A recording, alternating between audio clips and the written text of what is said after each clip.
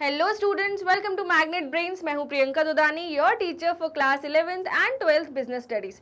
Students, हम पढ़ रहे थे क्लास 12th बिजनेस स्टडीज का चैप्टर नंबर 10 पार्ट बी का, that is financial market. And previous session में मैंने आपको मनी मार्केट, कैपिटल मार्केट दोनों ही पढ़ाए हैं।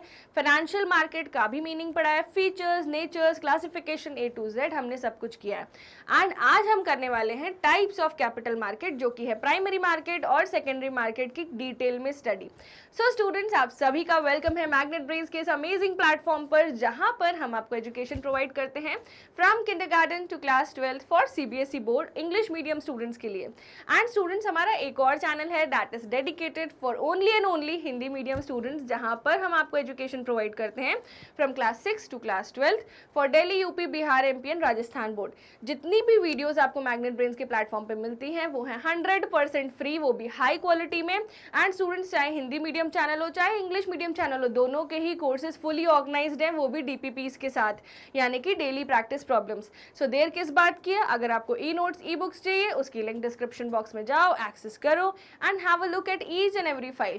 Thank you so much students बने रहने के लिए, क्योंकि ये हमारे एंडिंग में है, यानी हमारी जो ये बुक है ये एंड होने वाली है। सो बहुत ही जल्दी हम लोग क्या कर रहे हैं, सारे कोर्स को कंप्लीट कर रहे हैं ताकि क्रैश कोर्स आपका जल्दी स्टार्ट हो पाए, एज वेल एज आपके सारे क्वेश्चंस पर ग्रिप हो।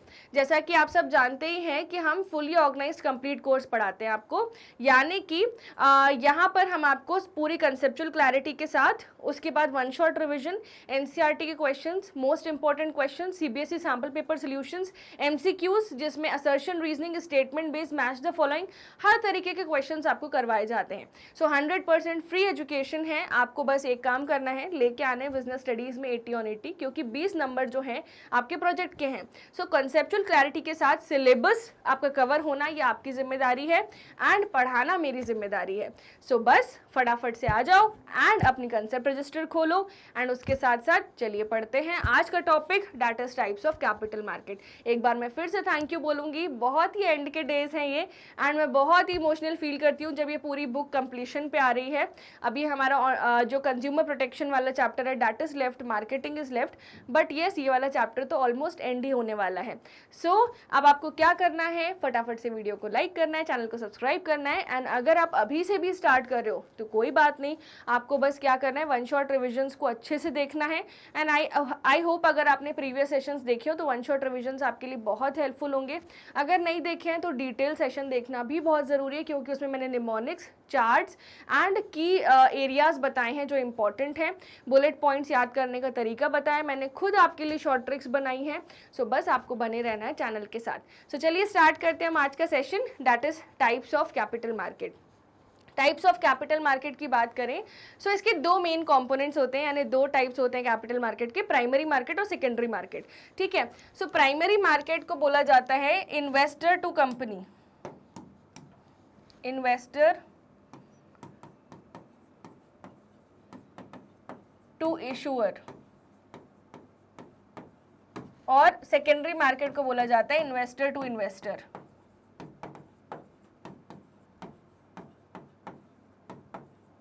अब आप बोलोगे मैम ये क्या है, investor to issuer, investor to investor, ये क्या चीज़ें हैं, हमें तो समझ ही नहीं आ रही। सो चलिए मैं आपको प्राइमरी मार्केट और सेकेंडरी मार्केट की पूरी कंप्लीट जिस्ट दे देती हूँ by way of a drawable flow chart, जहाँ पे मैं आपको ड्रॉ करके एक एक चीज़ अच्छे से बताऊँगी। सो निकाल लीजिए अपनी कंसेप्ट रजिस्टर, आपको भी ये सारी चीज़ें ड्रॉ करनी है स्टूडेंट्स। सो हेडिंग डालिए यहाँ पर, types of capital market. Please put the heading everybody, types of capital market.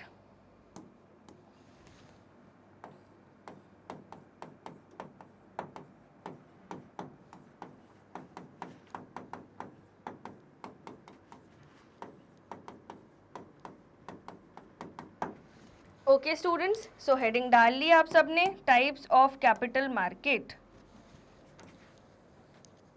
इसके अंदर अपन को दो बाइफरकेशंस बनाने हैं। फर्स्ट है अपना प्राइमरी मार्केट एंड सेकंड है अपना सेकेंडरी मार्केट। ठीक है बच्चों, फटाफट से दो बाइफरकेशन बना दो मेरे जैसे। नाउ ये फर्स्ट बाइफरकेशन जो मैंने बनाया, और ऐसे ही मैंने जो दूसरा बाइफरकेशन बनाया इसी तरह से आपको भी बनाना है।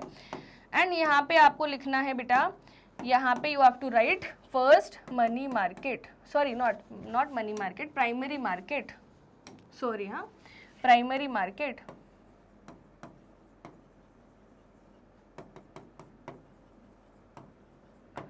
और यहां पे आपको लिखना है सेकेंडरी मार्केट।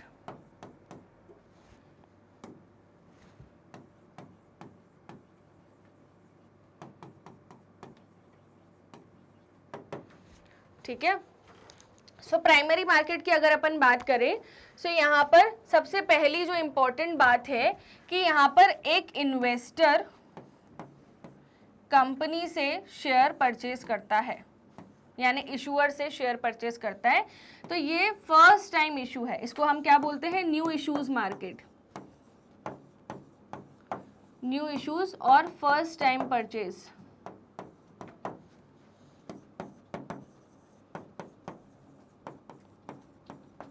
Of securities.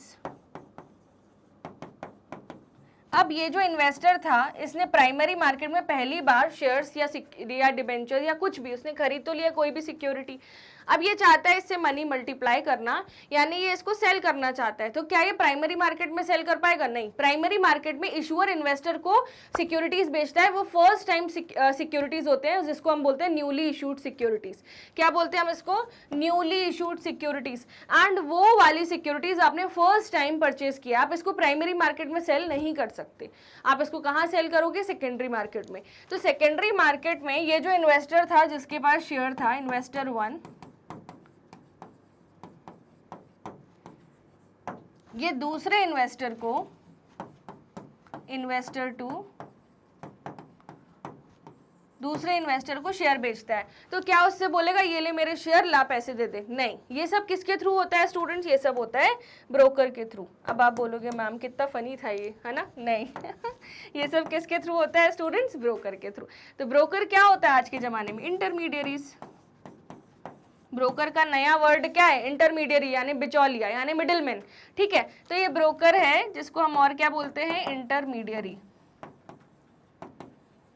तो ऐसा बोला जाता है कि securities and exchange board of India जो वॉच डॉग है ना, सेबी एक्ट 1992 के अंतर्गत, इसको 3 कैटेगरी के लोगों का ध्यान रखना पड़ता है फाइनेंशियल मार्केट में। दैट इज, सबसे पहली कैटेगरी के लोग कौन है? हमारे इन्वेस्टर्स, जो अपनी जमा पूंजी मार्केट में लगाते हैं। और सेकंड कैटेगरी के लोग कौन है? इशूअर्स, यानी कंपनीज, जिनको पैसों की जरूरत होती है और जो फंड रेजिंग करते हैं, इशूअर। एंड तीसरी कैटेगरी के लोग जिनका सेबी ध्यान रखती है, दैट इज इंटरमीडियरीज।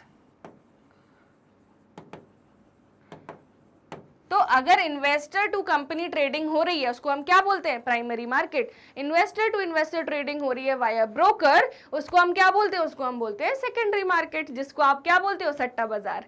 ठीक है, 1995 में सट्टा बाजार वर्ड का इंट्रोडक्शन हुआ था एंड सब समझते थे कि ये 2 नंबर का धंधा है, but no, it is legalised. एंड उसको आज अगर कोई 2 नंबर का धंधा बोल दे, ही विल बी पीनलाइज्ड, यानी कि हो सकता है उसको सजा भी मिल जाए, बिकॉज ये सब लीगल तरीके से होता है। Securities and exchange board of India का कानून बना था 1992 यानी कि 1992 में, जो कि सारी चीजों को फॉर्मलाइज कर चुका है। उसके पहले भी सारी चीजें फॉर्मलाइज थी, but strict rules and regulations थे, क्योंकि हमें इंडिपेंडेंस मिला था, तो हम हर एक कदम फूक फूक के रखते थे। सो जब controller of capital issues act आया था 1947 में स्टूडेंट्स, तब क्या बात थी? तब ये बात थी कि हर चीज केंद्र सरकार से पूछो। कंपनी को शेयर बेचने हैं, केंद्र सरकार से पूछो।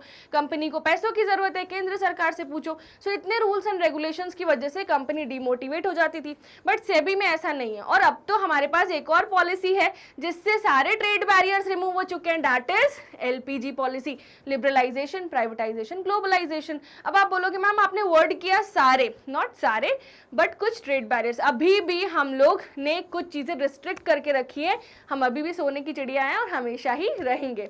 ओके, सो आपने देखा कि सेकेंडरी मार्केट क्या होता है? Investor to investor dealing. Primary market क्या होता है? Investor to company dealing. I hope आपको ये बात क्लियर हो चुकी है। अब आते हैं हमारी किताबी भाषा पे। सो प्राइमरी मार्केट और सेकेंडरी मार्केट 2 बाइफरकेशंस होते हैं हमारे कैपिटल मार्केट के। So let's proceed towards it. सबसे पहले प्राइमरी मार्केट, जिसको हम क्या बोलते हैं? New issues market.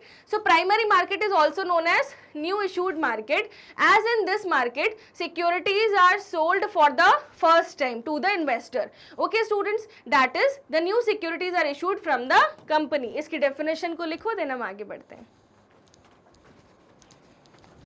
So students, definition written. चलिए, so primary market is the market where securities are sold for the first time, यानी new securities are issued from the company, यानी कि issuer. ठीक है.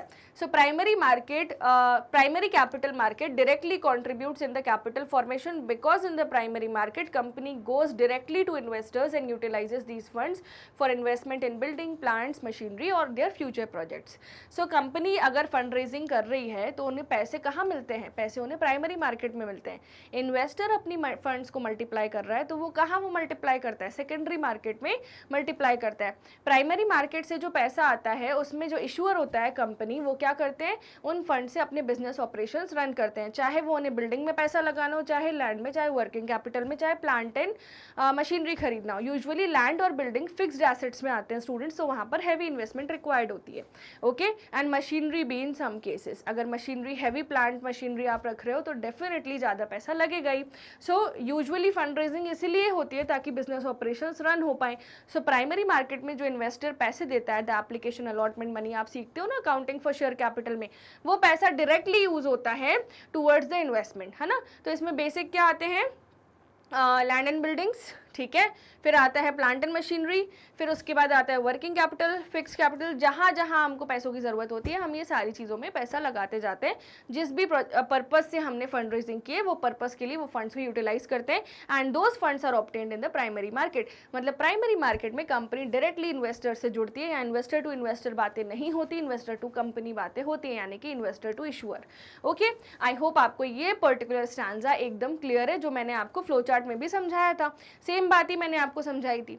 ओके, नेक्स्ट आगे बढ़ते हैं अपन towards the methods of flotation of security in the primary market. The securities may be issued in primary market by the following methods, है ना. So primary market में जब एक कंपनी अपने शेयर बेचती है या कोई भी सिक्योरिटीज बेचती है, उसका एक मेथड होता है, ठीक है.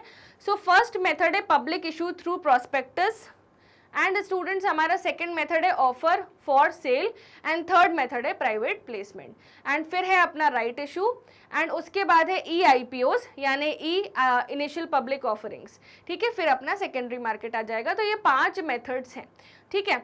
सो मैं आपको हर एक मेथड पहले से ही बता दूंगी, फिर हम बुकिश लैंग्वेज पे मूव करेंगे.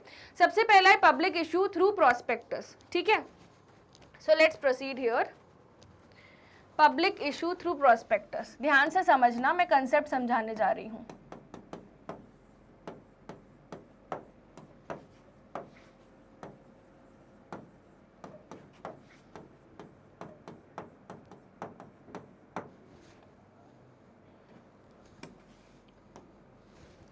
Public issue through prospectus. अब देखो, कोई भी कंपनी, ध्यान से समझना स्टूडेंट्स, ये एक कंपनी है, ठीक है. ये एक कंपनी है, इसका नाम है एक्स लिमिटेड. अब इन लोग का ना एक प्रोजेक्ट आ रहा है, इस कंपनी का एक प्रोजेक्ट आ रहा है जिसमें इनको फंड्स की रिक्वायरमेंट है 10 करोड़ की. 10 करोड़ रुपए इनको रिक्वायर्ड है इस पर्टिकुलर कंपनी के एक प्रोजेक्ट को रन करने के लिए. इनके पास कुछ जमा पूंजी भी है जिसको हम क्या बोलते हैं? Retained earnings.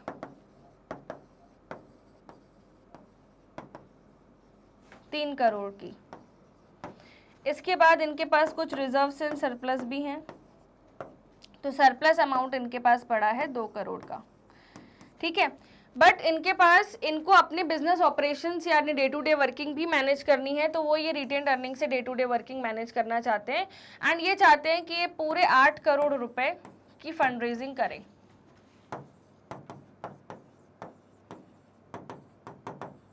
तो इनने अपनी बोर्ड मीटिंग बुलवाई बढ़िया से. क्या हुई? इनकी बोर्ड मीटिंग हुई, है ना. अब उस बोर्ड मीटिंग में ये डिसाइड हुआ कि ये लोग 8 लाख शेयर बेचेंगे और इनकी एक शेयर की फेस वैल्यू होगी 100 रुपए. इस हिसाब से ये 8 करोड़ रुपए की फंड रेजिंग करेंगे, ठीक है. अब इन्होंने सारी फॉर्मेलिटीज़ पूरी करी. इन्होंने सोचा कि हम इनिशियल पब्लिक ऑफरिंग यानी IPO के थ्रू फंड रेजिंग करते हैं. तो सबसे पहले तो इनको क्या करना पड़ेगा? सारे डॉक्यूमेंट्स रेडी करने पड़ेंगे, ROC वगैरह. ये पूरा प्रोसेस मैंने आपको कहाँ सिखाया हुआ है? Class 11th chapter 7 formation of company, यानी कंपनी फॉर्मेशन के सारे डॉक्यूमेंट्स तो हैं इनके पास, ठीक है। सो स्टूडेंट्स, अगर आपको ध्यान हो, मैंने आपको बताया था एक चीज़ होती है जिसका नाम है प्रोस्पेक्टस। सो इनको क्या बनाना पड़ेगा, इन कंपनी वालों को इनको बनाना पड़ेगा प्रोस्पेक्टस। अब स्टूडेंट्स, प्रोस्पेक्टस क्या होता है? क्या ये कैक्टस पौधे जैसा होता है? बिल्कुल भी नहीं, कदापि नहीं।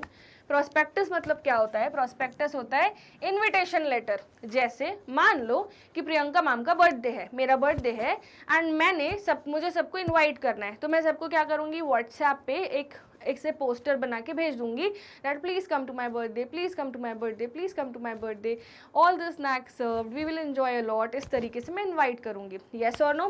सिमिलरली अब ये जो हम लोग जैसे हाउस होल्ड्स में हम लोग जो सेवर्स हैं, हमारे पास जो सरप्लस मनी होता है हाउस होल्ड्स के पास, ठीक है, उनको कैसे पता चलेगा कि ये एक्स लिमिटेड फलाना कंपनी कोई शेयर बेच रही है जिसका प्रोजेक्ट बहुत बूम करने वाला है एंड शेयर की प्राइस भी बढ़ने वाली है, यानी शेयर होल्डर्स का भी फायदा है।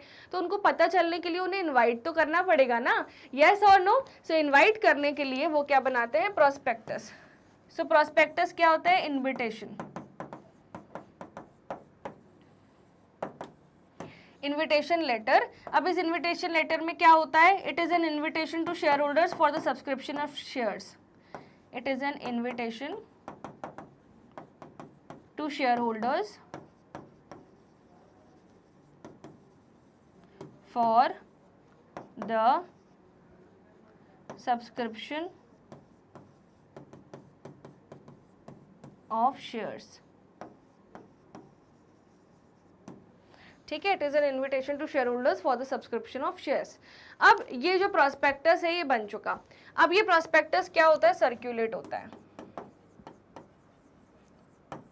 है ना, न्यूज़पेपर्स में, वेबसाइट पर, हर जगह ये प्रोस्पेक्टस सर्कुलेट होता है। इवन स्टॉक एक्सचेंज से अगर आपका टाई अप हो, या फिर न्यूज़ चैनल से टाई अप हो कंपनी का, या फिर कोई भी ब्रोकर्स हो, ये सब ब्रोकर्स के थ्रू सर्कुलेट हो जाता है एंड शेयर होल्डर्स को पता चल जाता है कि कोई कंपनी है जो शेयर बेच रही है, इनका प्रोजेक्ट बहुत ही बड़ा है, बढ़िया पैसे कमाएगी, ठीक है। 8 लाख शेयर्स का इनका रिक्वायरमेंट है, 100 रुपये का एक शेयर है, ठीक है। अब ये सर्कुलेट होता है तो डिफरेंट शेयर होल्डर्स को ये बात पता चलती है, डिफरेंट शेयर होल्डर्स को ये बात पता चलती है। अब इन शेयर होल्डर्स में भी 3 कैटेगरी ऑफ इन्वेस्टर्स होते हैं स्टूडेंट्स। फर्स्ट होते हैं रिटेल इंडिविजुअल इन्वेस्टर, सेकंड होते हैं हाई नेटवर्थ इंडिविजुअल, और थर्ड होते हैं qualified institutional buyer. Retail individual investor RII मतलब ऐसे इन्वेस्टर जो 2 लाख रुपए तक निवेश करते हैं, ठीक है, 2 लाख रुपए तक निवेश करते हैं। हाई नेटवर्थ इंडिविजुअल्स करोड़ों में इन्वेस्ट करते हैं, इनकी मिनिमम इन्वेस्टमेंट अगर 25 लाख से 2 करोड़ है तो वो इमर्जिंग हाई नेटवर्थ इंडिविजुअल होते हैं। बट अगर 2 करोड़ के आसपास आप निवेश कर रहे हो तो आप हाई नेटवर्थ इंडिविजुअल में माने जाते हो, 2 करोड़ या उससे ज़्यादा, ठीक है। पर अगर आप 25 लाख से 2 करोड़ तक के बीच में निवेश करते हो तो फिर आप क्या हो, इमर्जिंग हाई नेटवर्थ इंडिविजुअल। अब अभी प्योरली हाई नेटवर्थ इंडिविजुअल नहीं बने हो, आप इमर्ज होने वाले हो आने वाले समय में। अब QIBs क्या होते हैं, जिन शेयर होल्डर्स को ये IPO के थ्रू शेयर्स नहीं मिलते तो वो क्या करते हैं, इन इंस्टीट्यूशंस के थ्रू शेयर्स में इन्वेस्ट करते हैं जिनकी ऑलरेडी रिजर्वेशन होती है पब्लिक इशू में। मान लो कोई कंपनी है जिन्होंने बोल दिया कि हम QIBs के लिए हमारे पास रिजर्वेशन है, हम उनके लिए शेयर्स की कैटेगरी रखते हैं 25%। तो QIBs क्या होते हैं, इंस्टीट्यूशंस होते हैं जो डिफरेंट शेयर होल्डर्स के अमाउंट को पूल करके एंड खुद से कंपनीज में निवेश करते हैं। बस इसमें एक ही ड्रॉबैक है, यहाँ पे जो शेयर होल्डर्स इस इंस्टीट्यूशन में अमाउंट अपना पूल करते हैं उनको नहीं पता होता कि इस अमाउंट का क्या हो रहा है, कब हो रहा है, कितना पैसा बढ़ा। बट इन्वेस्टर अगर खुद से निवेश करता है वाया ब्रोकर एवरीथिंग, उसको सब पूरी ट्रैक होती है अपनी इन्वेस्टमेंट की। ओके, सो ये पूरा process public issue through prospectus होता है and it is first process, ठीक है। सो जो हमारा मेथड ऑफ इशू में आता है जिसमें हम पब्लिक इशू थ्रू प्रोस्पेक्टस करते हैं। आई होप आपको ये बात क्लियर हो गई। चलिए अब किताबी भाषा समझते हैं, what is written in book. First, under this method the company issues a prospectus to inform and attract general public, है ना। सो प्रोस्पेक्टस क्या होता है, एक इन्विटेशन लेटर होता है जिसमें कि हम जनरल पब्लिक को क्या कर रहे हैं, या तो हम उन्हें इन्फॉर्म कर रहे हैं या हम उन्हें बुलावा दे रहे हैं कि आओ हमारी कंपनी के शेयर्स खरीदो। Okay, now in prospectus company provides details about the purpose for which the funds are being raised. मतलब इस प्रोस्पेक्टस में कंपनी वो डिटेल लिखती है कि हमें पैसों की क्यों जरूरत है, why we are doing the fund raising, what is our project, ठीक है। फिर उसके बाद past financial performance of the company, यानी कंपनी की पुराने साल की बैलेंस शीट, P&L वगैरह सब कुछ आपको डालना पड़ता है, जिससे शेयर होल्डर देखे कि अच्छा इनका प्रीवियस EPS इतना था, अर्निंग पर शेयर, तो अब इतना आगे हो सकता है, ये प्रॉफिटेबल कंपनी है, इनने कभी भी कोई कर्जा नहीं लिया। और प्रीवियस फाइनेंशियल स्टेटमेंट से ये भी दिख सकता है कि इनके ऊपर लाइबिलिटी कितनी है, इनके ऊपर कोई लोन वगैरह तो नहीं है। सो वो सब देख के भी एक शेयर होल्डर इन्वेस्टमेंट करता है, क्योंकि उसे चाहिए एक ऐसी कंपनी जो खुद घपलेबाज ना हो। तो इसलिए सबसे पहले वो लाइबिलिटी सेक्शन चेक करता है एक शेयर होल्डर इन्वेस्ट करने से पहले। सो पास्ट फाइनेंशियल परफॉर्मेंस भी प्रोस्पेक्टस में डली होती है, ताकि अगर शेयर होल्डर जो इन्वेस्टमेंट कर रहा है सबसे पहले वो क्या देखे, लाइबिलिटी सेक्शन, ताकि वो बचा हुआ रहे हमेशा।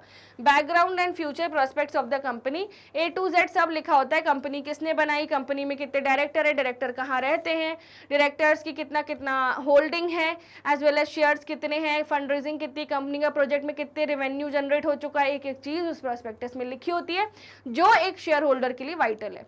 ठीक है, तो ये सारी इंफॉर्मेशन शेयर होल्डर पढ़ लेता है प्रोस्पेक्टस में। The information in the prospectus helps the public to know about risk and earning potential of the company. जैसा मैंने आपको बताया, पिछले साल की फाइनेंशियल स्टेटमेंट प्रोस्पेक्टस में इसलिए लगाई जाती हैं स्टूडेंट्स, ताकि शेयर होल्डर्स ये पता कर पाएं कि आखिर कंपनी के ऊपर कितनी रिस्क है, यानी लाइबिलिटीज कितनी है, और कंपनी कितना कमाई थी पिछले साल में। उस हिसाब से शेयर होल्डर बोलेगा अरे वाह ये तो बहुत ही अच्छी कंपनी है, इनका टर्नओवर ही इतने से बढ़ गया, सो ये तो बहुत ही बड़ी बात है कि इनने इतने कम टाइम में इतना बढ़िया काम कर लिया, तो डेफिनेटली वी शुड इन्वेस्ट, है ना। तो इन्फॉर्म डिसीजन लेता है, ऐसा नहीं कि किसी ने बोल दिया ब्रोकर ने कि सर इस कंपनी में निवेश कर दो बढ़िया है। जब तक फाइनेंशियल स्टेटमेंट नहीं देखोगे आप इन्फॉर्म्ड शेयर होल्डर नहीं हो।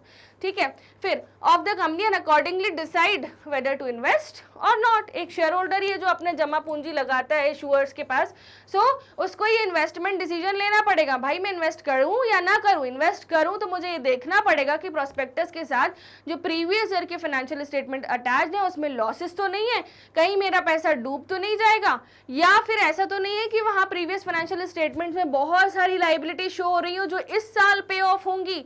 सो ये सारी चीजें शेयर होल्डर अच्छे से देख लेता है। Okay students, now sometimes through IPO company can approach large number of persons and can approach public at large, है ना। तो इनिशियल पब्लिक ऑफरिंग जब हम करते हैं तो हम एक लार्ज मास को अप्रोच कर सकते हैं, वो भी एक ही क्लिक में। और उसके साथ साथ sometimes companies involve intermediaries such as bankers, brokers and underwriters to raise the capital from the general public. Underwriter क्या होता है, मैंने आपको कल पढ़ाया था प्रीवियस सेशन में। एंड उसके साथ कंपनी ब्रोकर बैंकर को भी बोलती है कि हम ऐसे शेयर इशू करने जा रहे हैं, तो help us take the commission and help us in selling the share. And आप अपनी कमीशन ले लो बट हमें ये शेयर्स बिकवा के दो, क्योंकि हमें फंड रेजिंग करनी है कितने रुपए की, 8 करोड़ रुपए की। ठीक है, सो ये पूरा है पब्लिक इशू थ्रू प्रोस्पेक्टस। आई होप आपको क्लियर हो गया। ओके स्टूडेंट्स, सो फटाफट से इस वाले पर्टिकुलर चार्ट को लिख लीजिए, देन हम आगे बढ़ते हैं। सो स्टूडेंट्स, यहाँ पे हमने public issue through prospectus complete कर लिया है। अब हम स्टार्ट करने वाले हैं नेक्स्ट इम्पॉर्टेंट एरिया जिसमें हम इशू करते हैं securities and that is offer for sale. Offer for sale भी एक टाइप है, ठीक है। So let's see how it is done. Under this method new securities are offered to general public but not directly by the company but by an intermediary who buys the whole lot of shares from the company. So ये बस indirectly है, यहाँ पे company involve नहीं होती, company prospectus नहीं बनाती। Company क्या बोलती है ब्रोकर को कि आप बिकवा के दो शेयर्स, पूरा लॉट अब आपका है, you have to sell the shares, है ना। सो आज के जमाने में तो ब्रोकर्स ऑनलाइन हो गए हैं, एप्स भी बन गई हैं, है ना। So under this method new securities are offered to the general public but not directly by the company. Company gives all the shares lots to the intermediary, जो वो shares खरीद लेते हैं, ठीक है, और intermediary वो share बिकवा देते हैं, ठीक है। So under this method एक बार फिर से देखो ताकि आपको definition याद हो जाए। New securities are offered to the general public but not by the company but by an intermediary who buys whole lot of securities from the company. Okay. Generally the intermediaries are firms of brokers. ये brokers की ही firms होती हैं, जैसे आपने सुना होगा बड़ी बड़ी ब्रोकरशिप फर्म्स होती हैं, स्पेशली बॉम्बे में तो बहुत सारी हैं। So sale of security takes place in 2 steps.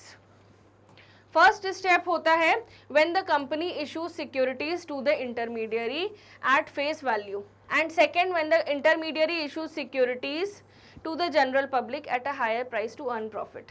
तो कंपनी क्या करती है, इंटरमीडियरी को फेस वैल्यू पे शेयर बेच देती है एंड इंटरमीडियरी प्रीमियम पे हायर प्राइस पे बेचकर क्या करती है, बहुत सारे पैसे कमाती है। कंपनी को तो तुरंत पैसे चाहिए होते हैं, तो इंटरमीडियरी कंपनी को तुरंत पैसे दे देती है, ठीक है, बट बाद में इंटरमीडियरी अर्न करती रहती है ऑन दो शेयर्स एंड जितना अच्छा कंपनी का प्रोजेक्ट चलेगा उतनी ज़्यादा शेयर की प्राइसेस बढ़ेंगी।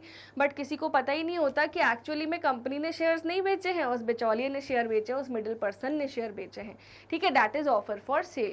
Now, under this method, company is saved from the formalities and complexities of the issuing securities directly to public. अगर आप पब्लिक को डायरेक्टली सिक्योरिटीज बेचते हो तो 100 झमेले हैं, रिटर्न ऑन अलॉटमेंट फाइल करो, एप्लीकेशन का पैसा, डिपॉजिटरी से कनेक्शन, डिपॉजिटरी पार्टिसिपेंट से कनेक्शन, डीमटेरियलाइजेशन, रीमटेरियलाइजेशन, पता नहीं कितने चोचले होते हैं। येस और नो, येस स्टूडेंट्स, बहुत सारी फॉर्मेलिटीज़ होती है। बट अगर कंपनी कोई इंटरमीडियरी को शेयर बेच रही है एंड वो इंटरमीडियरी उनके सारे शेयर खरीदने को रेडी है और पैसे भी दे रही है फेस वैल्यू पे, तो कंपनी तुरंत के तुरंत उस पैसे को यूज़ कर सकती है एंड अपने बिजनेस को आगे बढ़ा सकती है। सो इंटरमीडियरीज कंपनी को ईजी फंड अवेलेबिलिटी करवा देते हैं एंड वो खुद उस पैसे को और मल्टीप्लाई करने का ट्राई करते हैं इन द कैपिटल मार्केट। तो यहाँ पर कंपनी तो बच गई सारी फॉर्मेलिटीज़ के लिए, अब सारे झमेले किसके हाथ में हैं, इंटरमीडियरी के हाथ में है। तो जब भी आप जनता से डायरेक्टली डील करते हो तो आपको फॉर्मेलिटीज़ पूरी करनी पड़ती हैं, तो इंटरमीडियरीज को भी कुछ फॉर्मेलिटीज़ पूरी करनी पड़ती होंगी एज पर SEBI act 1992। Okay, now private placement, third category. So आप बोलोगे मैम इसके भी नोट्स बनवा दो, तो यस, चलो मैं इसके नोट्स बनवा देती हूँ आपको। सो यहाँ पर offer for cell, please right second, offer for cell.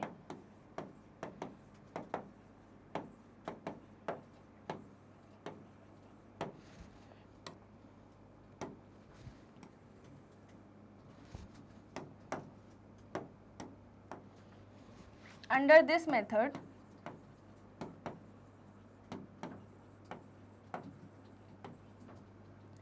this chain follows.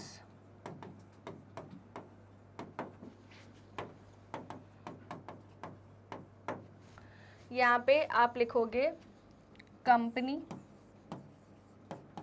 करना चाहती है फंड रेजिंग,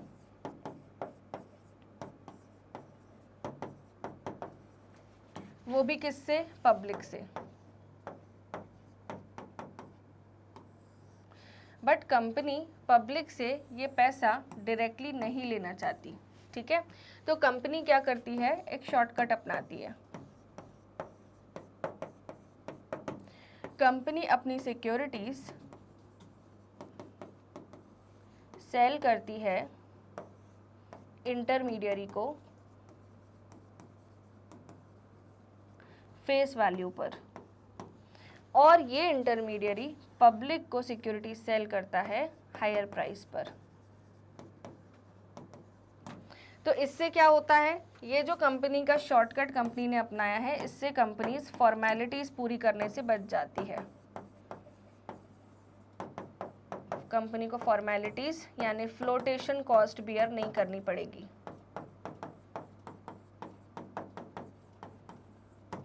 नहीं करनी पड़ेगी। सो this is the only advantage जिसकी वजह से कंपनी ये करती है एंड कंपनी को भी फटाफट से पैसे मिल जाते हैं। सो this is the chain of offer for cell. I hope आपको समझ में आया students. Okay, so this is a very good method. Directly नहीं जाना तो इंटरमीडियरी के थ्रू जाओ।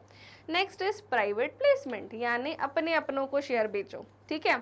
सो प्राइवेट प्लेसमेंट कभी भी पब्लिक में आउट नहीं होता क्योंकि उसका नाम ही क्या है, private. Okay students, so under this method the securities are sold by company to an intermediary at a fixed price, and in the second step intermediary sells these securities not to the general public but to selected clients at a higher price।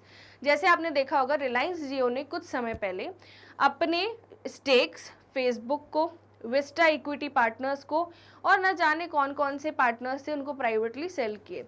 अब आपने ये भी सुना होगा कि रिलायंस जियो का 9% owner Meta है, ठीक है, उस टाइम पर जब ये शेयर्स प्राइवेटली प्लेस हुए थे।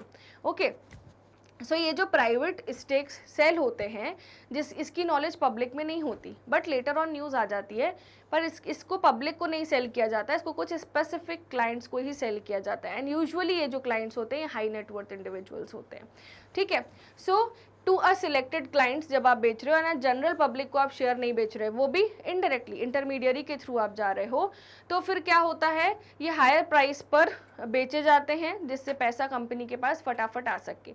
पब्लिक को आप शेयर बेचोगे 100 झमेले हैं, प्राइवेटली प्लेस करोगे तो इतनी ज़्यादा फॉर्मेलिटीज़ नहीं है, वो भी आप इंटरमीडियरी रूट के थ्रू जा रहे हो, आप खुद इन्वॉल्व नहीं हो रहे हो, ठीक है। यूजुअली यहाँ पे बैंकर्स, ब्रोकर्स, एप्स जो आजकल बन चुकी हैं, एंड बीच के जो क्लाइंट्स हैं, बड़ी बड़ी ब्रोकरशिप कंपनीज हैं, ये सब ये शेयर्स परचेज करती हैं from the company at a fixed price, and फिर उसको स्पेसिफिक क्लाइंट्स को बेच के देती हैं कंपनी को at a higher price. And वो जो फिक्स प्राइस और हायर प्राइस के बीच का डिफरेंस होता है, that is the earning of the intermediaries, as well as intermediaries commission भी लेते हैं, इस वजह से बड़ी बड़ी ब्रोकरशिप फर्म्स चल रही हैं। Okay, now the issuing company issues prospectus to give details about the objectives, future prospects so that the reputed clients prefer to buy the securities from the intermediary। so यहाँ पर भी एक छोटा सा prospectus बना देते हैं जिसमें सारी डिटेल्स हों, जिससे वो क्लाइंट्स देख पाएँ और खुश हो पाएँ कि चलो जिस प्रोजेक्ट में हम पैसा लगा रहे हैं वो प्रोजेक्ट बहुत अच्छा होगा, जिसको देख कर वो इंटरमीडियरी को पैसे दे पाए। Under this method the intermediaries issue securities to selected clients such as unit trust of India, life insurance corporation, general insurance corporation etcetera, है ना। तो कुछ सिलेक्टेड क्लाइंट्स को ही ये शेयर इशू करे जाते हैं, ये सिलेक्टेड क्लाइंट्स इंडिविजुअल्स भी हो सकते हैं एज वेल एज इंस्टीट्यूशंस भी हो सकते हैं। The private placement method is cost saving, क्योंकि यहाँ पर आपको कंपनी जो एक्सपेंसेस करती है ना, अंडर राइटर की फीस पर, मैनेजर की fees, agent commission, listing of company in the stock exchange, ये सारे खर्चे कंपनी को नहीं करने, क्योंकि वो पब्लिक को डायरेक्टली शेयर नहीं बेच रहे हैं, वो इंटरमीडियरी को शेयर बेच रहे हैं जो फर्दर स्पेसिफिक क्लाइंट्स को शेयर बेचेगा। तो यहाँ पर ये जो फ्लोटेशन कॉस्ट है, इससे कंपनी बच जाती है।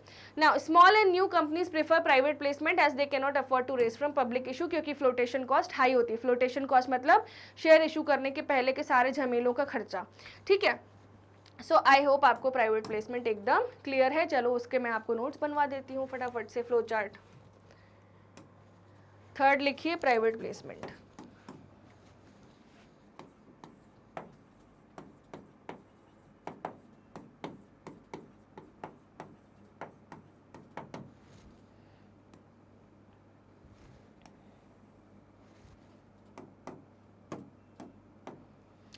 सबसे पहले तो यहाँ पर कंपनी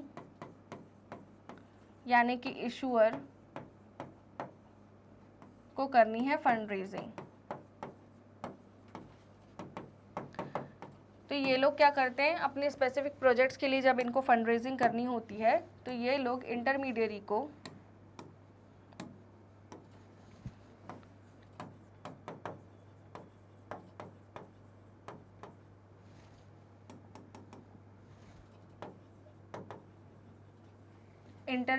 क्या करते हैं, ये लोग शेयर्स सेल करते हैं,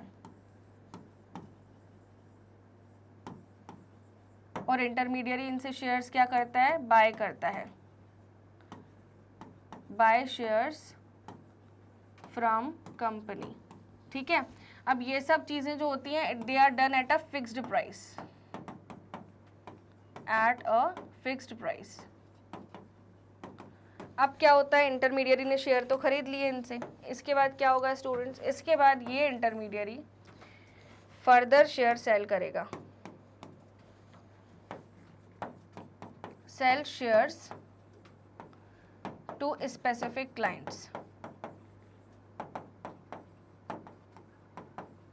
एंड नॉट टू पब्लिक।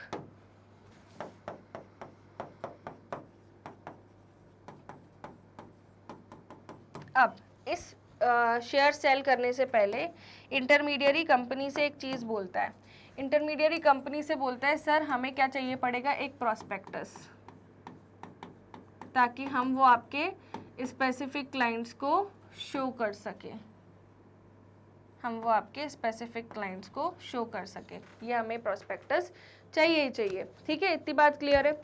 अब इसके साथ साथ ये जब स्पेसिफिक क्लाइंट्स को शेयर बेचते हैं तो ये स्पेसिफिक क्लाइंट्स हो सकता है कि ये क्या हो, इंस्टीट्यूशंस हो, हो सकता है कि ये स्पेसिफिक क्लाइंट्स क्या हो, कोई हाई नेटवर्थ इंडिविजुअल हो, क्या हो, ये कोई हाई नेटवर्थ इंडिविजुअल हो, ठीक है। So they can be institutions as well as they can be high net worth individual.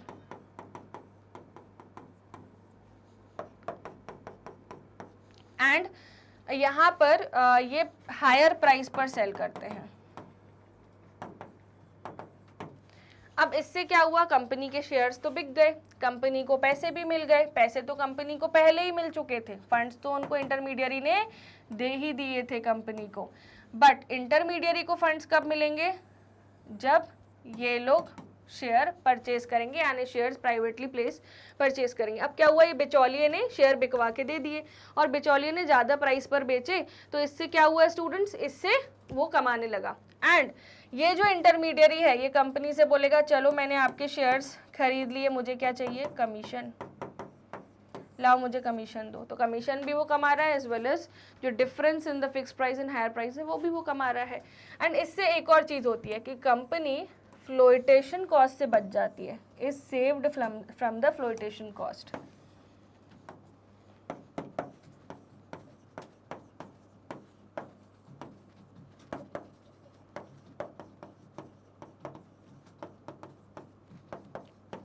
Clear, I hope आपको पूरी प्रोसेस क्लियर है। 1 मिनट के लिए मैं स्क्रीन से बाहर जा रही हूँ, ध्यान से पूरी फ्लो चार्ट को देखो।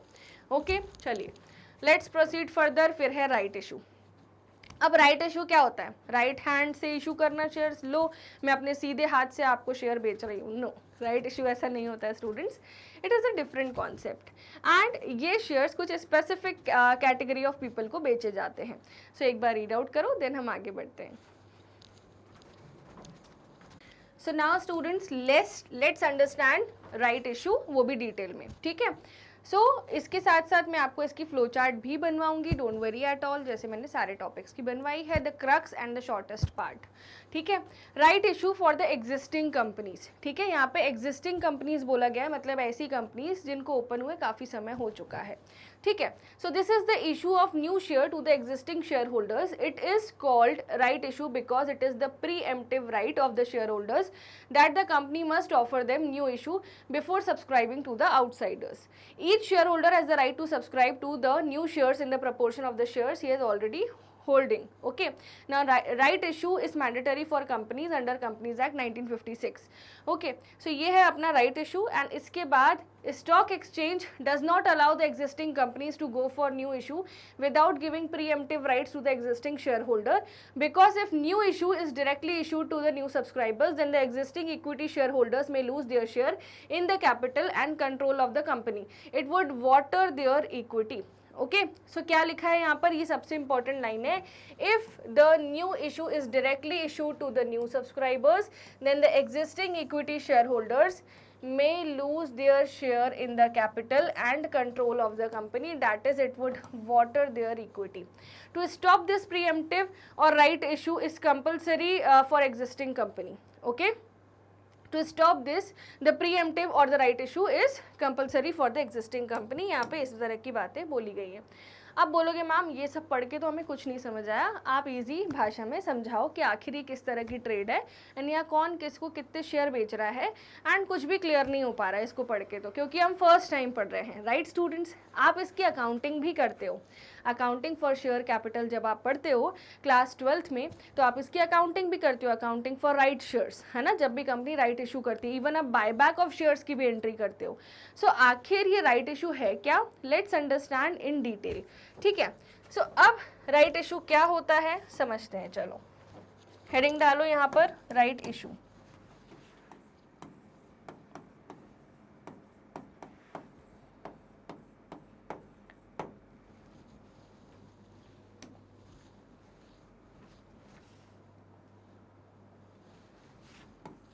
ठीक है students, right issue. Now what is right issue?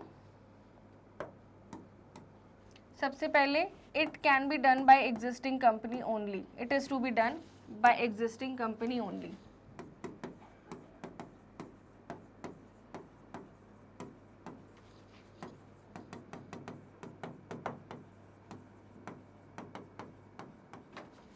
ठीक है स्टूडेंट्स, इतनी बात तो समझ में आ गई है कि राइट इशू वही कंपनी कर ला सकती है जो काफ़ी समय से पिक्चर में हो एंड जिन्होंने ऑलरेडी एक बार शेयर्स बेच चुके हों। ठीक है, अब कंपनीज एक्ट 2013 का कानून अभी लागू हो चुका है, यानी अभी लागू है काफ़ी समय से। सो कंपनीज एक्ट 2013 अभी वाला कानून है। Companies act 2013 is the current companies law.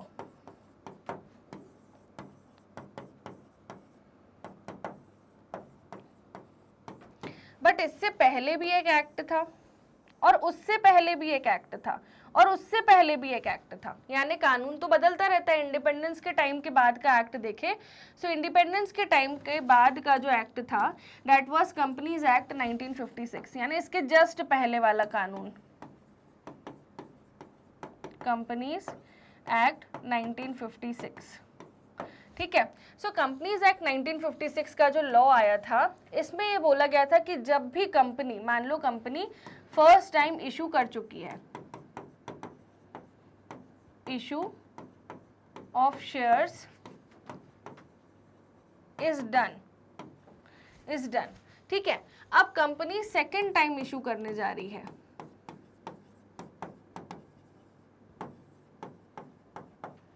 ना, of shares to general public करने जा रही है, it is yet to be done. तो इसके पहले, इन दोनों टाइम पीरियड से पहले कंपनी को कंपनीज एक्ट 1956 के कानून के अंतर्गत कंपनीज एक्ट को कुछ नियमों का पालन करना पड़ेगा। कब? ये करने से पहले, सेकेंड टाइम इशू करने से पहले। ठीक है, सेकेंड टाइम इशू करने से पहले अब उनको क्या करना पड़ेगा? जो कंपनी के फर्स्ट टाइम इशू जब उन्होंने किया था, तो जो कंपनी के एग्जिस्टिंग शेयर होल्डर्स हैं, the companies existing share holders,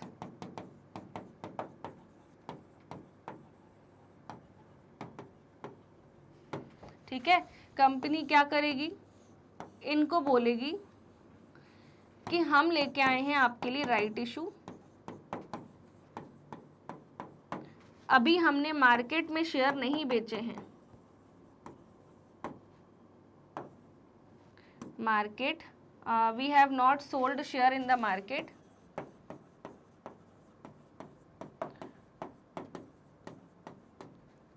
in market, है ना, अभी हमने मार्केट में शेयर नहीं बेचे हैं। We are giving you right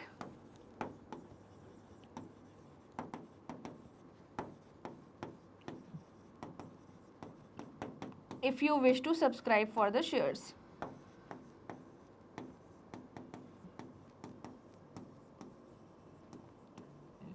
Subscribe in the second issue, you can. ठीक है, अब मान लो कि एग्जिस्टिंग शेयर होल्डर्स थे, उनको ये राइट इशू मिल गया। ठीक है, इसमें से कुछ ने तो ले लिया, चलो सेकेंड इशू में भी कुछ शेयर्स खरीद लिए। ठीक है, मार्केट से सस्ते में ही मिलेंगे। ठीक है, क्योंकि इनको पर्सनली बेचे जा रहे हैं, कंपनी इनको पहले ऑप्शन दे रही है, तो इनने कुछ ने तो शेयर्स खरीद लिए, कुछ ने नहीं खरीदे। तो इनके पास ऑप्शन होता है, अगर आप शेयर नहीं भी खरीद रहे हो तो आप खरीद लो, फिर आप मार्केट में बेच देना, है ना। तो ये खरीद के जो एग्जिस्टिंग शेयर होल्डर है वो खुद भी मार्केट में सेल कर सकता है। ठीक है, तो राइट है आपके पास, एक्सरसाइज करो ऑप्शन को या लैप्स कर दो। लैप्स कर दो मतलब आपको नहीं लेना है ऑप्शन, आप सेकेंड इशू में शेयर्स खरीदने के इच्छुक नहीं हो। और मान लो अगर आप शेयर्स खरीदने के इच्छुक नहीं हो, फिर भी आप खरीदना चाहते हो, तो आप इसलिए खरीद रहे होगे शायद आपको खुद मार्केट में बेचना होगा ज़्यादा प्राइस में। तो इसलिए बोलते हैं कि कई बार राइट शेयर्स डिस्काउंट पे भी इशू होते हैं स्टूडेंट्स, एंड ये सारी अकाउंटिंग आप सीखते हो अकाउंट्स में। ठीक है, सो आपने क्या देखा, यहाँ पे कंपनीज मार्केट में शेयर बेचने से पहले एग्जिस्टिंग शेयर होल्डर्स को बोल रही है कि हम आपको एक राइट दे रहे हैं, क्योंकि आपका कंट्रोल डाइल्यूट हो जाएगा अगर हम नए शेयर होल्डर्स लेके आ जाएंगे। तो नए शेयर होल्डर्स आएंगे, ठीक है, कंपनी मान लो राइट इशू नहीं करती है और कंपनीज एक्ट का एक ऐसा कोई कानून नहीं होता है, ऐसा मान लो। ठीक है, तो अब क्या होगा स्टूडेंट्स, कंपनी न्यू इशू लाएगी, पब्लिक को शेयर बेचेगी। ठीक है, एंड पब्लिक को शेयर बेचा तो एग्जिस्टिंग शेयर होल्डर्स तो थे ही ऑलरेडी, और शेयर होल्डर्स उसमें ऐड हो गए और कंट्रोल जो एग्जिस्टिंग शेयर होल्डर्स के पास था वो भी बट जाएगा। ठीक है, इसका मतलब क्या होता है, इक्विटी पे पानी फेर देना। ठीक है, तो इक्विटी में पानी ना फेरे, इससे बेटर इक्विटी को मजबूत कर लें, और है ना, तो इसलिए राइट शेयर्स का कॉन्सेप्ट कंपनीज एक्ट 1956 के कॉन्सेप्ट में आया था। ठीक है, एंड कंपनीज एक्ट 1956 ये प्रावधान है वहाँ का कि आपको राइट इशू लेके ही आना है जब आप सेकेंड इशू करो, उससे पहले एक बार आपका राइट इशू कंप्लीट हो जाए फिर आप न्यू शेयर होल्डर्स लेके आओ, भले कोई दिक्कत की बात नहीं है। ठीक है, आई होप आपको ये क्लियर है। ठीक है, so this is the right issue which is so crucial कि आपके एग्जामिनेशन में आपको इसके वर्ड्स ही याद नहीं आते एंड आपको कंसेप्ट ही समझ में नहीं आता, बट येस अब कोई दिक्कत की बात नहीं है, हमने कंसेप्ट समझ लिया है। ठीक है, एक बार फिर से मैं आपको keywords and key lines read out करवा देती हूँ। This is the issue of new shares to the existing share holders. क्यों हम उनको इशू कर रहे हैं एग्जिस्टिंग शेयर होल्डर्स को, उनके पास तो ऑलरेडी शेयर है, बट हम उन्हें नया इशू में भी क्यों हम उनको इशू कर रहे हैं शेयर्स, क्योंकि अगर हम नए शेयर होल्डर्स ले आएंगे तो एग्जिस्टिंग शेयर होल्डर्स के पास जो कंट्रोल है, जो पावर है, जो मैनेजमेंट में वोटिंग पावर है, वो डाइल्यूट हो जाएगी, है ना, वो नए शेयर होल्डर्स भी उसमें हिस्सेदार हो जाएंगे। ठीक है, और ज़्यादा शेयर होल्डर्स आएंगे तो और छोटे छोटे हिस्से हो जाएंगे ना, डाइल्यूशन ऑफ कंट्रोल होगा। ठीक है, सो दैट्स वाई हम मार्केट में शेयर बेचने से पहले दूसरी बार या तीसरी बार जब भी हम शेयर बेच रहे हैं तो पुराने जो हमारे शेयर होल्डर्स हैं उनको हम राइट देते हैं कि हम मार्केट में शेयर बेचना चाहते हैं, बट हम उससे पहले हम आपको शेयर बेच रहे हैं, आपको खरीदना है तो खरीद लो, मार्केट से कम प्राइस में है ये। ठीक है, सो राइट शेयर्स एक प्रीएम्प्टिव राइट होता है हर एग्जिस्टिंग शेयर होल्डर की एज पर कंपनीज एक्ट 1956। अब उसको खरीदना है वो खरीदे, नहीं खरीदना वो लैप्स कर दे, और अगर खरीद कर बेचना है तो वो भी कर सकता है, ये भी अलाउड है कि आप खरीद लो फिर मार्केट में सेल कर दो सेकेंडरी मार्केट में। Each share holder has the right to subscribe to the new shares in the proportion of shares he already holds. A right issue is mandatory for companies, companies को ये करना mandatory है as per companies act 1956। Stock exchange जो existing companies को new issue लाना allow ही नहीं करता जब तक उन्होंने राइट शेयर्स ना बेचे हों। तो स्टॉक एक्सचेंज बोलता है पहले आप राइट शेयर बेचो फिर आगे बात करना। So this is mandatory. To stop this preemptive right, to stop this the preemptive right और the right issue is compulsory, है ना। तो डाइल्यूशन ऑफ कंट्रोल ना हो इस वजह से ये कंपलसरी है, ताकि एग्जिस्टिंग शेयर होल्डर भी खुश रहे और जो नया शेयर होल्डर आया है वो भी खुश रहे। एग्जिस्टिंग शेयर होल्डर को ऐसा ना लगे कि कंपनी ने हमारे बारे में नहीं सोचा और हमारा कंट्रोल एक चुटकी बजा के डाइल्यूट कर दिया। हमारे बारे में भी सोचो, हमें खरीदना हो वो शेयर तो हमें मार्केट से कम प्राइस में दो, हम आपके इक्विटी शेयर होल्डर हैं तो मतलब हम काफी समय से ओनर हैं, येस और नो, और आपकी कंपनी में डिसीजन मेकिंग पावर भी रखते हैं। आपको प्रॉफिट जब होता है तब आप डिविडेंड देते हो, जब नहीं होता तब आप डिविडेंड नहीं देते हो, हम आपकी हर बात में साथ देते हैं, तो राइट शेयर्स का हक भी तो हमें मिलना चाहिए ना। सो this is right shares, okay. And बहुत सारे स्टूडेंट्स अपनी कॉपीज में प्रेफरेंशियल राइट वर्ड यूज करके आ जाते हैं, जमीन आसमान का अंतर है प्रेफरेंशियल राइट और राइट शेयर्स में, ठीक है। सो बहुत ध्यान से आंसर्स को लिखना जिस तरह से मैंने समझाया, गलती से भी एक भी शब्द गलत मत लिख लेना, क्योंकि ये फाइनेंशियल मार्केट है, ये जनरल क्वेश्चंस नहीं है जहाँ पे आप वर्ड्स को मॉडिफाई करके एक ही चीज़ को 100 बार लिख सको, ठीक है। ओके स्टूडेंट्स, ये समझ में आ गया। चलिए अब लास्ट मेथड पे मूव करते हैं। लास्ट मेथड है EIPOs, यानी कि electronic initial public offering. So electronic initial public offer क्या होता है? It is the new method. ये सबसे पहली बात तो ये न्यू मेथड है, ठीक है, of issuing equity shares through a line system of stock exchange. Stock exchange का एक लाइन सिस्टम होता है, ठीक है। सो ऑनलाइन सिस्टम होता है जिसमें हम क्या करते हैं, पूरे इलेक्ट्रॉनिकली शेयर्स न्यू इशू लेके आते हैं थ्रू इनिशियल पब्लिक ऑफरिंग, ठीक है। ये पूरा ऑनलाइन सिस्टम है, okay. Now in this company has to appoint registered brokers for the purpose of accepting applications and placing orders. The company issues security has to apply for the listing of securities on any exchange other than the exchange it has offered its securities earlier. The manager coordinates the activities through the various intermediaries connected within the issue. ठीक है। सो अब EIPOs क्या होते हैं? EIPOs भी initial public offering होती है, पर वो सब ऑनलाइन होता है, ठीक है। लिखो last method of the issue EIPOs।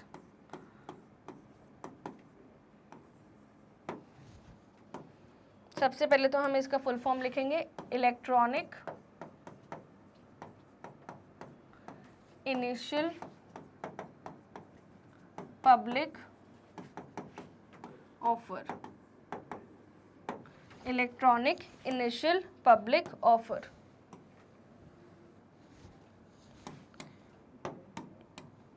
सबसे पहली बात, यहाँ पे सब कुछ ऑनलाइन होता है।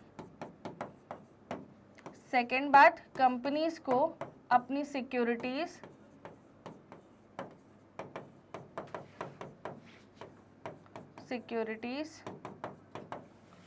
On a recognised stock exchange.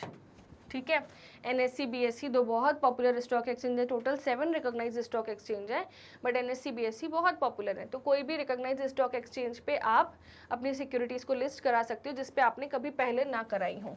ठीक है, अगर आपने पहले BSE में कराई है तो अब आप NSE में लिस्ट कराओ। लिस्टिंग के बाद कंपनी क्या करती है, अपॉइंट करती है रजिस्टर्ड ब्रोकर्स को।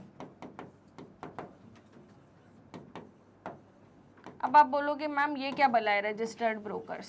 सो स्टूडेंट्स, आज के ज़माने में दो तरह के ब्रोकर्स होते हैं, अनरजिस्टर्ड ब्रोकर्स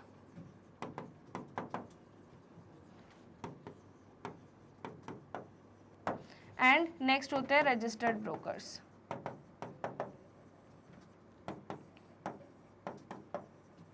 अनरजिस्टर्ड ब्रोकर्स जिनका सेबी के 3 फंक्शंस होते हैं, आपको पता है ना, रेगुलेटरी फंक्शन, डेवलपमेंटल फंक्शन और प्रोटेक्टिव फंक्शन। ठीक है, सो सेबी के 3 फंक्शंस में से एक फंक्शन होता है रेगुलेटरी फंक्शन। रेगुलेटरी फंक्शन में एक काम होता है जो सेबी करती है जिसका नाम होता है रजिस्ट्रेशन ऑफ इंटरमीडियरीज।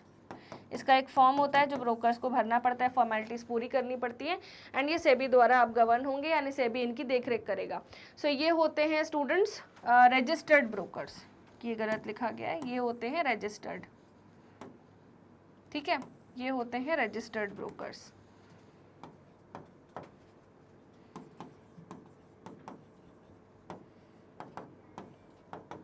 ठीक है, ये होते हैं रजिस्टर्ड ब्रोकर्स। और जिन्होंने ये रजिस्ट्रेशन नहीं कराया होता वो होते हैं अनरजिस्टर्ड ब्रोकर्स, मतलब बस नॉलेज है और बैठ गए टेबल लेके, कुर्सी लेके, लैपटॉप लेके। ठीक है, सो वो होते हैं अनरजिस्टर्ड ब्रोकर्स जिन्होंने सेबी का रजिस्ट्रेशन नहीं कराया और वो फॉर्मेलिटीज़ पूरी नहीं करी जो सेबी चाहती है, बस वो बिचौलिए बन के बैठे जिनके बारे में किसी को कुछ नहीं पता। ठीक है, कहीं ना कहीं किसी भी पूरे कंट्री के किसी भी कोने में कहीं ना कहीं बैठ के ट्रेडिंग करवा रहे होंगे, इन लोगों से कमीशन खा रहे होंगे। ठीक है, सो ये दो तरह के ब्रोकर्स होते हैं। तो सेबी को हमेशा कंपनी को हमेशा रजिस्टर्ड ब्रोकर को अपॉइंट करना पड़ेगा अगर वो EIPO लेके आना चाहते हैं तो, यानी इलेक्ट्रॉनिक इनिशियल पब्लिक ऑफरिंग। ठीक है स्टूडेंट्स, सो अब आपको ये बात क्लियर हो गई। अब क्या करेंगे ये लोग, सेल्स फैसिलिटेट कराएंगे, यानी अब शेयर्स सेल होंगे, सेल्स ऑफ सिक्योरिटीज। बट ये सब इलेक्ट्रॉनिकली होता है वाया ब्रोकर्स एंड इसका पूरा प्रोसेस होता है जो आपके सिलेबस में नहीं है, बस आपको इतना ही समझना है। एंड इम्पॉर्टेंट कीवर्ड्स मैंने आपको बताया था कि यहाँ पर EIPOs की जब हम बात करें तो स्टॉक एक्सचेंज पे सबसे पहले ये ऑनलाइन होता है, फिर उसके बाद रजिस्टर्ड ब्रोकर्स अपॉइंट करना होता है, फिर स्टॉक एक्सचेंज में लिस्टिंग के लिए अप्लाई करना होता है और मैनेजर सारी एक्टिविटी कोऑर्डिनेट करता है सारे इंटरमीडियरीज के साथ, सारे बिचौलिए शेयर बिकवा के देते हैं, यानी सब कुछ 1 क्लिक पे होता है ऑनलाइन। ठीक है स्टूडेंट्स, नाउ सेकेंडरी मार्केट हम स्टार्ट करने जा रहे हैं। प्राइमरी मार्केट और उसके मेथड्स हमारे बिल्कुल क्रिस्टल क्लियर फिनिश हो चुके हैं। सो let's proceed with the secondary market. Heading डालिए, सेकेंडरी मार्केट।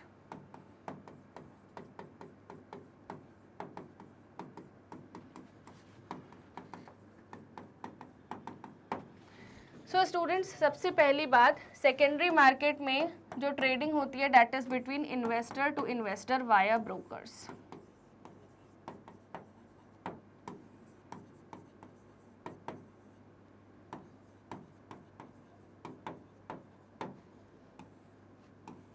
ठीक है, वाया ब्रोकर्स और इंटरमीडियरी। इतनी बात तो आपको एकदम क्लियर हो चुकी है अभी तक। फटाफट से वीडियो को लाइक कर दीजिए, चैनल को सब्सक्राइब कर दीजिए क्योंकि हम स्टार्ट करने जा रहे हैं secondary market. So secondary market is the market for sale and purchase of previously issued securities. ये प्रीवियसली प्राइमरी मार्केट में सिक्योरिटीज कंपनी बेच चुकी है किसी इन्वेस्टर को, अब वो इन्वेस्टर अपनी मनी मल्टीप्लाई करने के लिए किसी और इन्वेस्टर को बेच रहा है। ठीक है, securities. Now the secondary market is the market for sale and purchase of previously issued securities और second hand securities.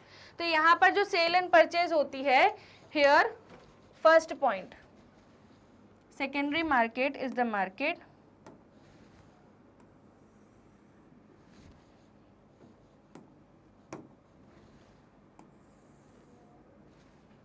First point, it is the market for sale and purchase, sale और purchase of previously issued और second hand securities. हम keywords लिखते जाएंगे।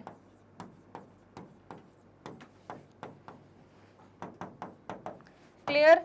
Now let's proceed further.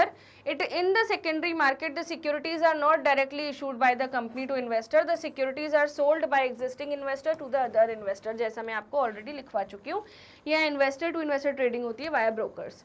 Sometimes the investor is in need of cash and another investor wants to buy the shares of the company as he could not directly get it from the company. तो उसको company के share खरीदने हैं, तो कोई और अगर investor बेच रहा हो तो वो definitely खरीद सकता है. Then both the investors can meet in secondary market and exchange their securities for cash through broker the intermediary, जो मैं आपको हमेशा से समझाने की कोशिश कर रही हूँ। आप difference between primary and secondary market पढ़ेंगे, बट इससे पहले इसको लिख लेते हैं कि हो सकता है इस इन्वेस्टर को क्या चाहिए, कैश। हो सकता है इस इन्वेस्टर को क्या चाहिए, इसके पास जो शेयर्स हैं किसी कंपनी के, उसको चाहिए शेयर्स। तो ये लोग आपस में एक्सचेंज कर सकते हैं via brokers, and this is the gist of the secondary market. Now let's understand the difference between primary and secondary market. जमीन आसमान का फर्क है दोनों में। सबसे पहले तो type of securities. Primary market में हमेशा नई सिक्योरिटीज बिकती हैं और सेकेंडरी मार्केट में हमेशा एग्जिस्टिंग या सेकेंड हैंड सिक्योरिटीज बिकती हैं। ठीक है। Now issued by, in primary market security company बेचती है और सेकेंडरी मार्केट में सिक्योरिटी इन्वेस्टर बेचता है। ठीक है। Now capital formation, primary market में डायरेक्टली ये पैसा कंपनी के पास जाता है surplus units to deficit units, transfer from surplus units to deficit units, यानी इन्वेस्टर्स हैं सरप्लस यूनिट्स, डेफिसिट यूनिट क्या है, बोरोवर्स यानी कंपनीज। तो सरप्लस यूनिट से डेफिसिट यूनिट्स पर डायरेक्टली पैसा ट्रांसफर होता है, एंड जैसा ही कंपनीज के पास यानी डेफिसिट यूनिट्स के पास पैसा आता है तो वो अपना ऑपरेशन चालू कर सकती हैं, यानी कि वो अपना कैपिटल बढ़ा सकती हैं एंड बिजनेस ऑपरेशंस को रन कर सकती हैं। अब कैपिटल फॉर्मेशन, सेकेंडरी मार्केट जो है indirectly contributes for capital formation. Funds जो हैं सरप्लस यूनिट्स के बीच में ही एक्सचेंज होते हैं, यानी इन्वेस्टर्स के बीच में ही एक्सचेंज होते हैं फंड्स। तो यहाँ पर डायरेक्टली कॉन्ट्रीब्यूट नहीं होता, इनडायरेक्टली कॉन्ट्रीब्यूट होता है। ठीक है। इनडायरेक्टली कैसे, एक इन्वेस्टर ने मान लो शेयर परचेज किए दूसरे इन्वेस्टर से वाया ब्रोकर। ठीक है। इसके पास आ गया कैश। अब ये कैश लेके किसी और कंपनी में निवेश करेगा प्राइमरी मार्केट में, तो इनडायरेक्टली कंट्रीब्यूशन हुआ ना। सो ये बात यहाँ पे समझाई गई है। Okay. Now let's proceed further. Entry, all companies enter into primary market to raise capital for their operation.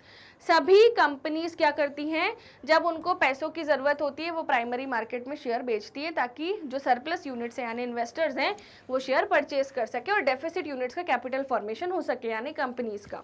Okay. Now secondary market, only listed company securities are bought and sold in the secondary market. जो company stock exchange के section 2 subsection 52 में listed है under listed companies of companies act 2013, तो फिर वही companies क्या कर सकती है, सेकेंडरी मार्केट में उन्हीं की ट्रेड पॉसिबल है, वहीं पर इन्वेस्टर टू इन्वेस्टर ट्रेडिंग हो सकती है वाया ब्रोकर्स।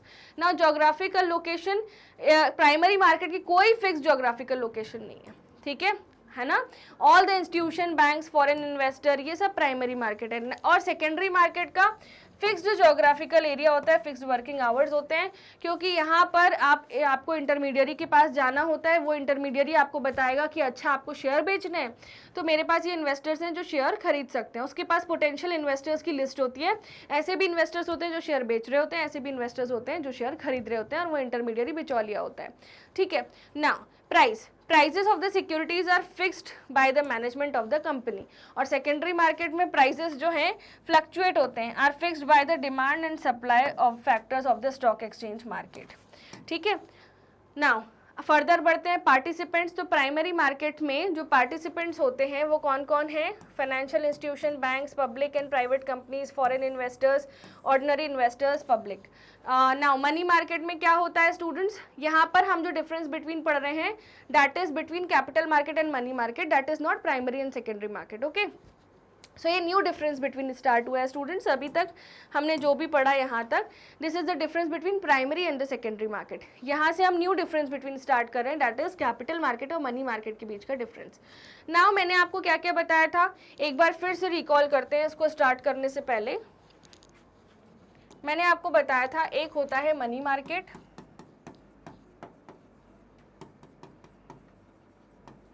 एक होता है कैपिटल मार्केट।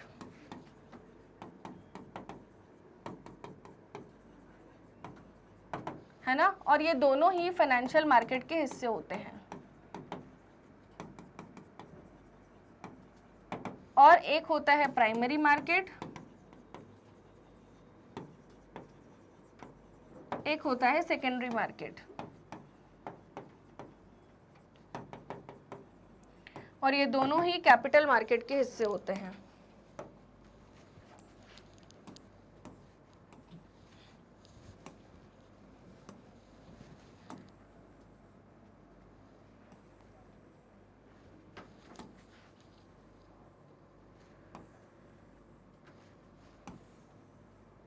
ठीक है, ये अपन ने पूरी पर्टिकुलर चीज पढ़ी थी। नाउ मैंने आपको ये भी बताया था मनी मार्केट एक ऐसा मार्केट होता है जहां पे जो सिक्योरिटीज बिकती हैं उनकी मैच्योरिटी 1 ईयर तक होती है। इसकी गवर्निंग बॉडी होती है आरबीआई और सेबी। यहाँ पे treasury bill, certificate of deposit, commercial paper, commercial bill, ये सब बिकते हैं। ठीक है, बस एक बात ध्यान है, ये शॉर्ट टर्म इन्वेस्टमेंट मार्केट है। ये शॉर्ट टर्म के लिए है क्योंकि यहाँ पे जो सिक्योरिटीज ट्रेड होती है इनकी मैच्योरिटी 1 साल से कम होती है। बट कैपिटल मार्केट क्या होता है, ये लॉन्ग टर्म इन्वेस्टमेंट मार्केट है, लॉन्ग टर्म के लिए है। तो यहाँ पर आप लॉन्ग टर्म के लिए पैसा निवेश करते हो। इसकी जो रेगुलेशन है ये सेबी के पास है पूरी कंप्लीट, एंड यहाँ पर 1 ईयर प्लस की सिक्योरिटी ट्रेड होती हैं।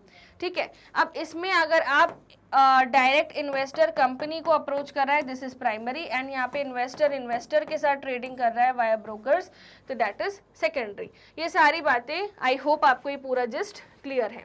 Now let's proceed. यहाँ पर कैपिटल मार्केट और प्राइमरी कैपिटल मार्केट और मनी मार्केट के बीच का डिफरेंस बिटवीन पढ़ते हैं।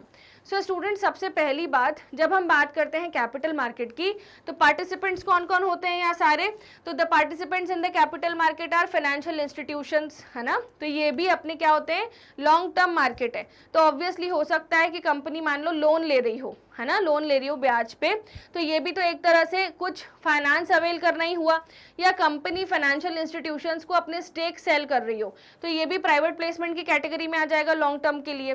सो फाइनेंशियल इंस्टीट्यूशंस एक पर्टिकुलर पार्टिसिपेंट होता है कैपिटल मार्केट का, फिर बैंक्स होते हैं, पब्लिक एंड प्राइवेट कंपनीज होती हैं, फॉरेन इन्वेस्टर्स होते हैं, है ना, and ordinary retail investors from the public. Retail investors क्या होते हैं, मैंने आपको बताया था, जो 2 लाख रुपए तक निवेश करते हैं। ठीक है, नाउ मनी मार्केट क्या होता है, यहाँ पे फाइनेंशियल इंस्टीट्यूशंस होते हैं, बैंक्स होते हैं, पब्लिक एंड प्राइवेट कंपनीज होती हैं, but foreign and ordinary retail investors do not participate, है ना, क्योंकि ये शॉर्ट टर्म मार्केट होता है। ठीक है, यहाँ पे short term working capital requirements यहाँ से फुलफिल हो सकती हैं कंपनीज की। Duration, capital market deals in medium and long term securities, and money market deals in short term securities जिनकी मैच्योरिटी 1 साल तक होती है। ठीक है, 1 साल से ज़्यादा या 5 साल से 10 साल से ज़्यादा, वो सब कैपिटल मार्केट में आता है। नाउ इंस्ट्रूमेंट्स, यहाँ पर बहुत सारे इंस्ट्रूमेंट्स होते हैं कैपिटल मार्केट में, share, debenture, preference shares, bonds, other innovative securities. और यहाँ पर commercial paper, certificate of deposit, trade bills, treasury bills. Treasury bill 25,000 और उसकी मल्टीपल में होता है। एक एक चीज़ मैं आपको पढ़ा चुकी हूँ ये क्या होते हैं ना। Investment outlay, investment in capital market does not require huge financial investment, क्योंकि यहाँ पे वैल्यू ऑफ सिक्योरिटीज़ कम होती है, फेस वैल्यू होती है 10 या 100 रुपये, है ना, तो ज़्यादा इन्वेस्टमेंट नहीं लगती पर इन्वेस्टर बेसिस पे देखा जाए तो। और मनी मार्केट इंस्ट्रूमेंट्स थोड़े से एक्सपेंसिव पड़ते हैं, क्योंकि कोई भी चीज़ अगर आप फुटकर में खरीद रहे हो, रिटेल में खरीद रहे हो, कम समय के लिए खरीद रहे हो, वो आपके लिए महंगी पड़ती है। बट अगर आप बल्क परचेजिंग या फिर आप लंबे समय के लिए निवेश करें, वो आपको सस्ता पड़ता है। ओके, सो यही चीज़ है। Now liquidity, capital market are considered liquid क्योंकि यहाँ पे stock exchange, because of the stock exchange, but compare to money market these are less liquid. Money market सबसे ज़्यादा लिक्विड होते हैं, वहाँ पे इजी कन्वर्टेबिलिटी होती है कैश में। ओके स्टूडेंट्स, नाउ सेफ्टी को एक बार रीड करो, एंड ये वाले पॉइंट को मैं एक बार फिर से आपको अच्छे से बताऊंगी। सेफ्टी एंड इस वाले पॉइंट को रीड करो, देन हम आगे बढ़ते हैं। सो स्टूडेंट सेफ्टी वाला पॉइंट जो है, इसके पहले इस वाले पॉइंट को ध्यान से समझो। कैपिटल मार्केट में भी सिक्योरिटी फटाफट बिक जाएगी सेकेंडरी मार्केट में, इन्वेस्टर टू इन्वेस्टर ट्रेडिंग करके वाया ब्रोकर्स, फटाफट कैश जनरेट हो जाएगा। बट मनी मार्केट से फटाफट नहीं, मनी मार्केट और जल्दी लिक्विडिटी प्रोवाइड करता है। वहां आप कोई भी सिक्योरिटी, कमर्शियल पेपर हो गया, बिल ऑफ एक्सचेंज हो गया, कोई भी सिक्योरिटी अगर आप कन्वर्ट करवाते हो कैश में, वो इजीली कन्वर्ट हो जाती है। बट कैपिटल मार्केट में थोड़ा सा टाइम लगता है, प्रोसेसिंग वगैरह ज़्यादा होती है। Safety, These instruments of capital, the instruments of capital market are riskier in respect to the returns as well as respect to the principal repayment as the company may fail. Company डूबी तो capital market में जो आपने निवेश किया है वो निवेश भी पूरा गया, बर्बाद हो जाएगा। But the instruments of money market are safe और लेस रिस्की, क्योंकि यहाँ आप कम समय के लिए निवेश करते हो तो कम रिस्की है और शॉर्ट ड्यूरेशन है और साउंडनेस होता है ना। कंपनी साउंड होती है ना, वही शॉर्ट टर्म रिक्वायरमेंट्स रखती हैं।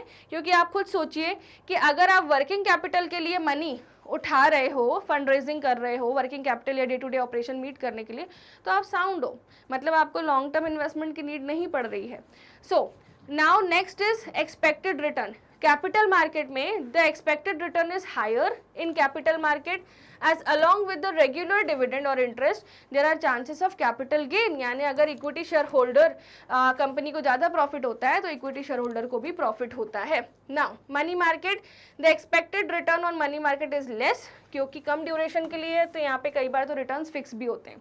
Now type of capital, companies approach capital for fixed capital requirement. यहाँ पर हम फिक्स्ड कैपिटल की रिक्वायरमेंट जैसे लैंड, बिल्डिंग, मशीनरी, प्लांट, ये सब खरीदने के लिए हम कैपिटल मार्केट से फंड रेजिंग करते हैं। And companies approach money market for working capital, यानी शॉर्ट टर्म रिक्वायरमेंट होती है इन्वेस्टमेंट की day to day operation meet करने के लिए, तो हम वर्किंग कैपिटल को वर्किंग कैपिटल रिक्वायरमेंट के लिए हम क्या करते हैं, हमारे ये वाले मार्केट से, दैट इज मनी मार्केट से पैसा उठाते हैं। आई होप स्टूडेंट्स आपको दोनों का डिफरेंस बिटवीन समझ में आया। And that's all for this video. मिलते हैं हम नेक्स्ट सेशन में बहुत ही जल्द। बट जाने से पहले इस वीडियो को लाइक करिए, शेयर करिए अपने फ्रेंड्स के साथ। एंड स्टूडेंट्स आपको क्या करना है, सब्सक्राइब करना है चैनल को। इसके साथ साथ मैग्नेट ब्रेन्स आपको प्रोवाइड करता है high quality 100% free education. Kindergarten से लेकर क्लास 12 तक की कंप्लीट एजुकेशन मिलती है आपको इस चैनल पर, एंड 6 to 12 तक की एजुकेशन मिलती है आपको हिंदी मीडियम के चैनल पर, जहां हम दिल्ली, यूपी, बिहार, एमपी, राजस्थान बोर्ड की एजुकेशन आपको प्रोवाइड करते हैं। वैदिक मैथ्स, स्पोकन इंग्लिश के कोर्सेज भी आपको मिल जाएंगे। क्रैश कोर्स भी बहुत जल्दी स्टार्ट होने वाला है। E notes and e books की लिंक आपको डिस्क्रिप्शन बॉक्स में मिल जाएगी स्टूडेंट्स। एज वेल एज ये हमारी ऐप और वेबसाइट है जहां पर आपको प्रोवाइड किया जाता है fully organize complete course along with DPPs. YouTube channel पर आपको CBSE sample paper solution, case studies, पूरे सिस्टमैटिक वीडियोस, एक एक चीज़ अच्छे से मिल जाएगी। इसके अलावा स्टूडेंट्स आपको क्या करना है, इस वीडियो को लाइक करना है, शेयर करना है, हमारे other social media handles Facebook, Instagram, Twitter, WhatsApp को जरूर फॉलो करना। Thank you so much. मिलते हैं नेक्स्ट सेशन में बहुत ही जल्द।